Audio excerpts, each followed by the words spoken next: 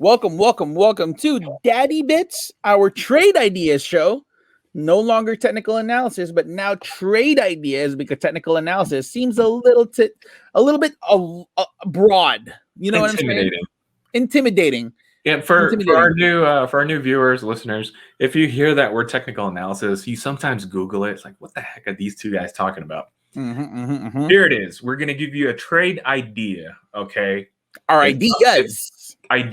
Okay. So we come up with 3 stocks that we're looking into for the following morning. This is basically the homework that you're supposed to do, but we do it for you. Jesus Christ, and it's free. It's free.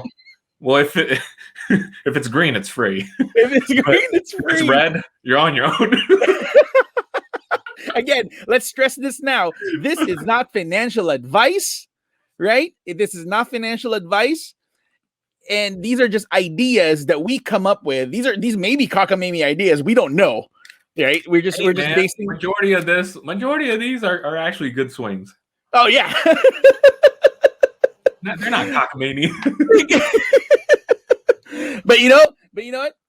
If you guys like these trade ideas and the green is nice, make sure you like it twice.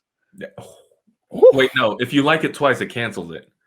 I mean, double click, maybe like it from your profile and like it from a different profile. Then you liked it twice, right?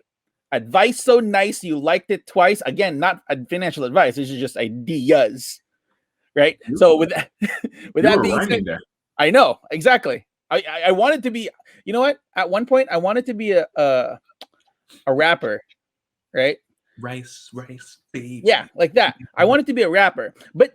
Can you imagine the kinds of struggle that a middle-class Filipino guy goes through? No struggle. I grew up with nannies. I don't know struggle.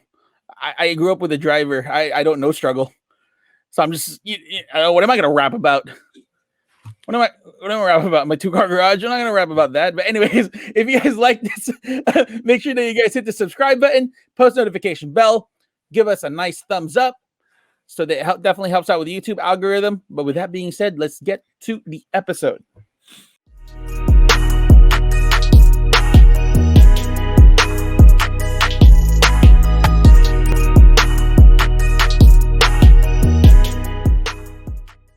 All right, let's take a quick look at the NASDAQ, the QQQ, John, the QQQ. Not to be confused with Banana Q, but the QQQ. QQQ, as we spoke about last week, I feel like it ran too fast. Was not really expecting, the entire week to be green. Yeah, exactly. It was green, and we were like, "Oh, why is it green?" Right? And there were some days where I was like, "Man, can we just get a dip?"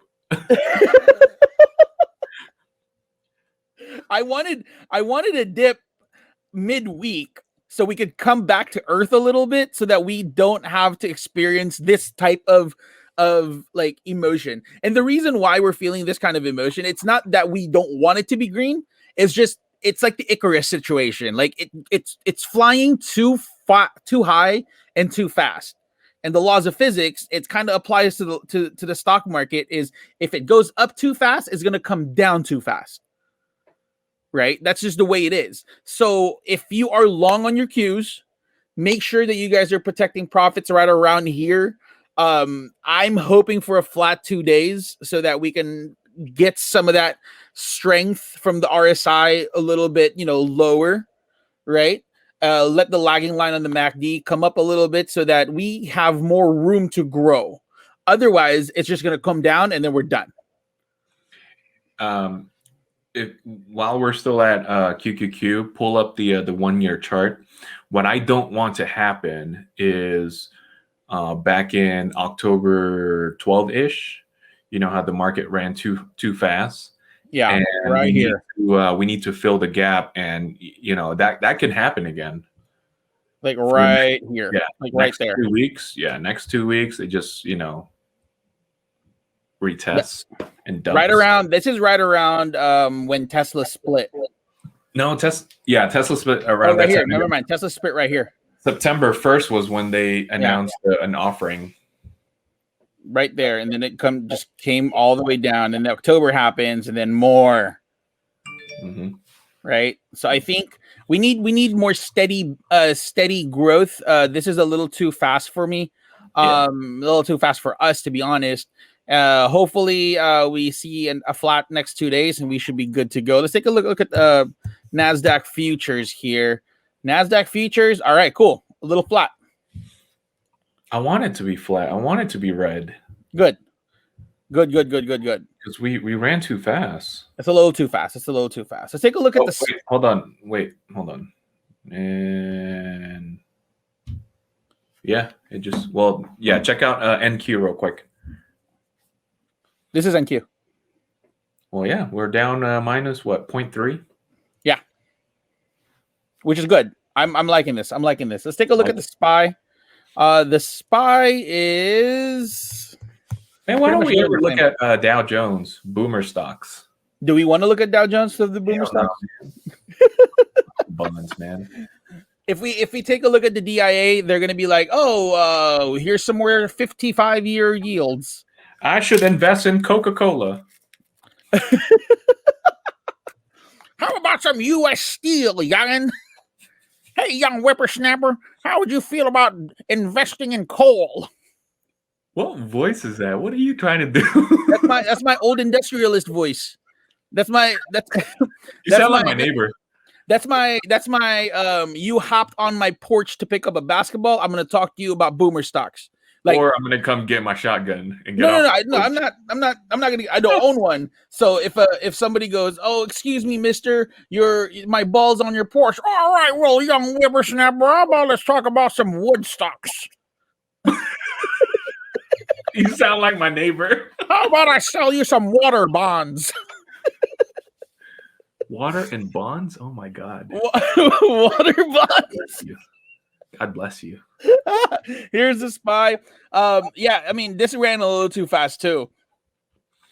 Yeah, and this is where you want to be careful. This is where you want to start hedging your positions, because if the market runs, great, right? But not everything goes up forever, right? So there's a lot of gaps that needs to be filled. For example, April 1st to April 5th. This gap? Yeah. There's a lot of gaps that needs to be filled. April 1st to April 5th, that's a gap right there, around 400. So, I mean, it's going to dip again. So if you guys want a buying opportunity, just wait. Yeah. Yeah, just wait. Be patient. Let's take a look at SPY futures. Yeah. Yep. A little flat. Good enough for me. So again, let's talk about some stocks that John and I are actually looking at. Again, trade ideas, not financial advice, right? And the first stock that we want to talk about is Fubotv. Fubotv is a great trade idea here. What we're presenting to you right now is the 1 month chart. And this is what we look for when we're trying to swing a trade. What happened Friday with Fubo was it ran, almost like, I think it was like about 20%. It first broke the level of resistance Friday at 22.75 ish. Okay, what you want to do if you miss Friday, there is another buying opportunity. I mean, every day there's always a buying opportunity. Every day. But if you want something if you want to get back into Fubo, look into about 22.75, 22.80. That's your level of support right there. Friday, it hit a top at the resistance. Wow, look at that. We're not making this stuff up. Like these lines, they exist for some reason, right? Because for some reason the buyers were exhausted around 25 something, 25.30, 25-ish, 25.40. That's where resistance is at right now. And if you're looking at the EMA 20, that's where it stopped. Okay, right here. It topped at the moving average, the 20-day moving average. Okay, Friday's volume, you can't ignore this one because it's about 105 million shares that were traded Friday. Now, what the heck is that? What does that mean? Okay, on a normal average day for Fubo, it's about 16 to 20 million. So it traded 5 times, like 5x from a normal day, right? And is that something to ignore? No, you're not. You're supposed to look into this, because a lot of traders, a lot of investors, or hedge funds, institutional buyers are looking into Fubo because they're televising, where they're streaming the World Cup qualifiers, which is huge. Obviously, we got tons of soccer fans. So if you want to swing Fubo 2280-ish, I'm going to look into this as well. Your top right now is the top from Friday, 2540-ish. That's going to be a level of resistance. It's going to take a lot of buyers to actually push, break through that resistance level. Resistance is where all the sellers are parking their sell limits. That's it. And that dip right there is like everybody has a stop loss right there, and that's when they triggered all that stop loss, and then that's when it kind of went down. Right. And RSI Mac looks nice. So yeah, it does look nice. I like it too. Intraday, however, we saw intraday. It didn't really do much after hours. It kind of stayed the same, but we saw that buying volume right here, and then that's where it kind of got rejected, and then it just kind of settled down and faded away. But there may be some more continuance on this trade. I do believe that we can see we might be able to break all-time highs, but give it time. Give it time. If you guys are looking to swing for the fences like that, give it time. Good trades don't happen overnight. Good trades take some time. Unless you're a scalper and you probably have white hair already. Good luck to you and congratulations if you're scalping. Me personally, I don't have the, how do you say this? I don't have the mental capacity to look at my screen the entire day. But good on the scalpers, dude. They're really making some money. Good for them. The next stock that we want to talk about is DoorDash, which I love DoorDash. I use DoorDash a lot. So bigger cities are obviously using DoorDash a lot. Out here, not really, because majority of these restaurants they already offer a delivery service. So can I ask you a question? Brian deliver your Chinese food yet?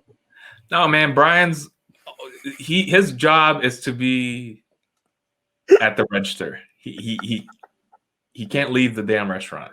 Okay. Has it registered in his head that tattoo that says focus flow it really means anal bleed? It says right here chicken, but it really meant shrimp. Anyways, DoorDash, if you guys remember, I think it was like last week, we've been stalking DoorDash. I mean, for the entire month, it hasn't really moved. It's within the same range of like 125, 120, all the way to like 140. It really just went like this, like a heartbeat, right? But really, it hasn't really done much until Friday. Friday, it pushed through. Now, this is very significant because you got to put DoorDash, ticker symbol DASH, on your watch list or on your trade ideas, because first off, it broke off 2 resistances, okay?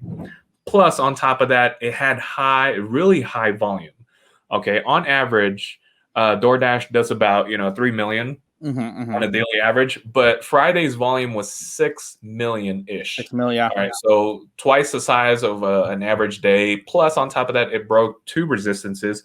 Now, whenever we talk about resistances, it's always about sellers parking their sells or their stop losses or whatever you call it, right? Sell limits. They have all these level of resistances for reasons, okay? For reasons, because of risk management. That's it, plain and simple. We saw it break 132, which was a key level, and 136. Now, check this out. If you want to get back into or look into DoorDash, all right, so for the ones who swung this one, great job. 132-ish, we're talking about 133. If you want to get into DoorDash, worst case scenario, 133, that's your last level of support, okay? If it breaks, then either let it go or wait for it again for it to set up. But, your first level of support is at 136.50. So give yourself some buffer, 136.70. is a nice buy.